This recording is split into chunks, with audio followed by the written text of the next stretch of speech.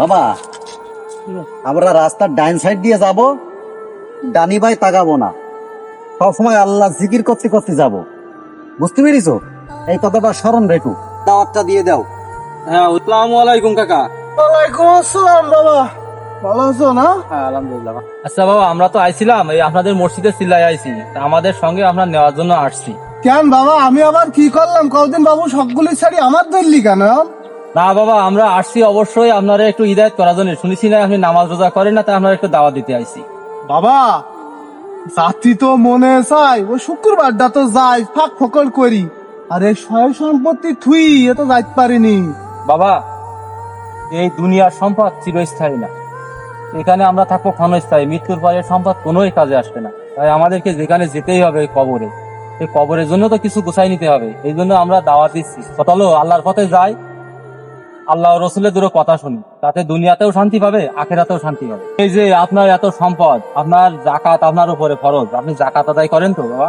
জাকাত তো আমি প্রতি বছরই দিই বাবা। সুবহানাল্লাহ, সুবহানাল্লাহ, সুবহানাল্লাহ। তা চাচা, তুমি কি জাকাত দাও? কেন বাবা, আমার বর প্রতি বছর দুকুনকে শাড়ি কিনে দি।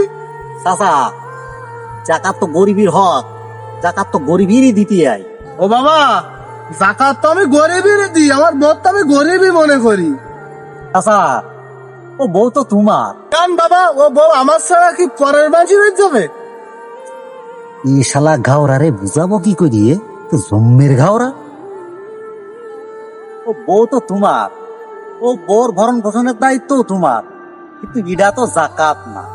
জাকাত তোমার আশেপাশে যে সমস্ত গরিব মানুষ আছে, ওই ত্যাগী তোমার যে অর্থ সম্পদ আছে, এর থেকেই তাদের কিছু দান করা, এটি হইল জাকাত। ওই যেরকম তুমি ওই দান দান করো না, মানুষ আছে সাহায্য সাথী, তুমি ওই যেরকম দান করো, এরকম একটা বিধান আছে যে তোমার অর্থ সম্পদ যদি বেশি থাকে, তাহলে তোমার আশেপাশে যারা গরিব মানুষ আছে, তাই তুমি প্রতি বছর সেই অর্থের থেকে কিছু দিবা, যাতে তারাও একটু ভালোভাবে থাকতে পারে। আচ্ছা বাবা, ঈদের সময় তুমি ফিতরা দাও তো? হ্যাঁ বাবা, দিই তো। প্রতি বছর ঈদের সময় আমার সাবালের 50 টাকা দিই, ছোট সাবালের 50 টাকা দিই, ভাই 32 টাকা দিই, এই তো ফিতরা হয়ে যায় আমার। চাচা, তোমার যে সন্তান সেটা তো তোমারই সন্তান। তো আমার আর অন্য ঘরে যাবে কেন? তোমার ভাই সন্তান মানেও তো তোমার সন্তান। ঈদের সময় তাকে যে টাকা দাও, এটা তাকে খুশি করার জন্য দাও।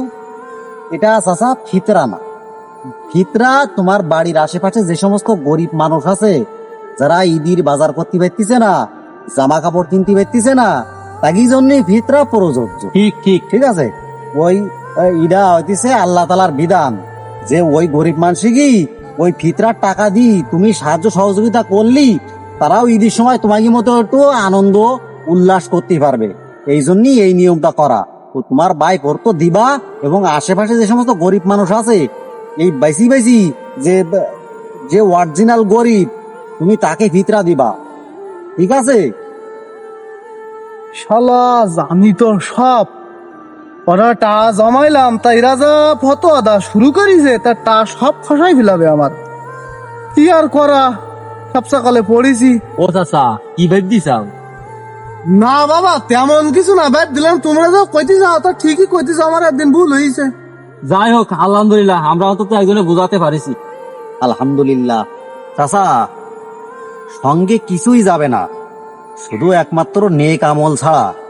আর যদি তুমি দুনিয়ায় একটা নেক সন্তান রেখে যেতে পারো, তাহলে সেটাই তোমার সব থেকে বেশি কাজে লাগবে। এই জন্যই এই সমস্ত শিখতে গেলি আর জানতে গেলি তোমার এই ইসলামের ছায়াতলে আসতে হবে, এই মসজিদই যেতে হবে, যাই উজুরির কাছ থেকে সবকিছু শুনতে হবে, সবকিছু শিখতে হবে। তাইলেই তুমি মনে করো পরকালের জন্য কিছু গুছাই নিয়ে যেতে পারবা। হে আল্লাহ, দুনিয়ায় কি পাপ করেছি জেনে না জেনে, শুধু দুনিয়ার সম্পদ গুছিয়েছি আল্লাহ, আখিরাতের সম্পদ গোছাতে পারিনি, একটা নেক সন্তানও তৈরি করতে পারিনি আল্লাহ। হে আল্লাহ, তুমি আমাকে ক্ষমা করে দাও আল্লাহ। এখন থেকে নামাজ রোজা ঠিকভাবে করবো এবং সন্তানকে তোমার ইসলামের পথে আনার জন্য চেষ্টা করব। বাবা, আমার সন্তান তো আজ বাড়ি নেই, পরে যেদিন আসে তোমাদের কাছে ফোন দেবো বাবা, তোমরা এসে আমার সন্তানটারে একটু বুঝাও বাবা। চাচা, তাহলে ঠিক আছে, তুমি বাড়ির থেকেই গোসল টোসল সারি গুছাই গাছাই মসজিদে আইসো। তাই তুমি যেদিন সংবাদ দিবা সেই দিন আসি তোমার সন্তানরেও একটু আমরা বোঝাই যাব, যদি আল্লাহর পথে ফেরে। আচ্ছা বাবা, তাহলে তোমরা যাও, ভালোভাবে যাও, আমি গোসল টোসল ছাইরি আমি মসজিদ থেকে আসতেছি বাবা। ঠিক আছে চাচা। যাও বাবা। যাই হোক ভাই, আলহামদুলিল্লাহ আমরা একটা মানুষকে তো বুঝে আল্লাহর পথে আনতে পেরেছি। হ্যাঁ, আল্লাহর প্রতি লাখ কোটি শুকরিয়া জানাই।